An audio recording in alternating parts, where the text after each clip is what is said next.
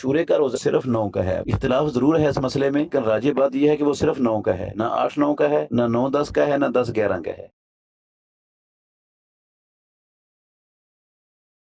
محرم کے مہینے کے جتنے بھی آپ روزے رکھ لیں اچھی بات ہے، اچھی چیز ہے۔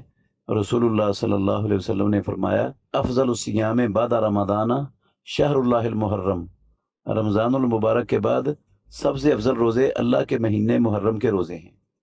نفلی روزوں میں سے افضل ترین روزے ہیں محرم کے مہینے میں روزے رکھنا، تو جتنے بھی زیادہ رکھے جا سکتے ہیں رکھ لیں۔ لیکن جو عاشورے کا روزہ ہے نا وہ صرف 9 کا ہے۔ اب اختلاف ضرور ہے اس مسئلے میں علماء کا، لیکن راجح بات یہ ہے کہ وہ صرف 9 کا ہے، نہ 8 9 کا ہے، نہ 9 10 کا ہے، نہ 10 11 کا ہے، وہ صرف 9 کا ہے، جس سے اللہ رب العالمین اپنے بندوں کے 1 سال کے گزشتہ گناہوں کو معاف فرما دیتے ہیں۔ پہلے تو رسول اللہ صلی اللہ علیہ وسلم 10 کا ہی رکھتے رہے، تو پھر یہودیوں کی مخالفت کی وجہ سے آپ نے 10 چھوڑ کر 9 کے رکھنے کا اعلان کر دیا تھا۔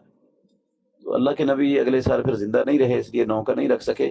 اگر زندہ رہتے تو آپ نے 9 کا ہی رکھنا تھا، کیونکہ آپ نے کہہ دیا تھا لئن بقیت الی قابل لا اصومن التاسع، اگر میں آئندہ سال تک زندہ رہا تو میں ضرور بضرور 9ویں کا روزہ رکھوں گا۔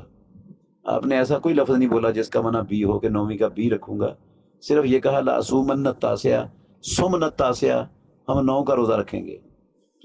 تو اب صرف 9 کا ہے عاشورے کا روزہ۔ یہودیوں کی مخالفت کی وجہ سے 10 چھوڑ دی، اور عاشورے کے فوت ہونے کی وجہ سے 9 کا اعلان کر دیا رسول اللہ صلی اللہ علیہ وسلم نے۔